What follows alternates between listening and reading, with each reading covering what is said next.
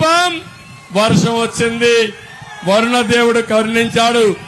అందరికీ న్యాయం చేసే బాధ్యత నాది. ఆశీర్వదించమని కోరుతూ రాష్ట్రంలో ఉండే 5 కోట్ల మందికి మరొకసారి నా నమస్కారాలు తెలియజేసుకుంటూ చిత్తూరు సభ అదరగొట్టింది, రాష్ట్రానికి ఊపిచ్చింది, ఊతాన్నిచ్చింది. గెలుపు మనదే.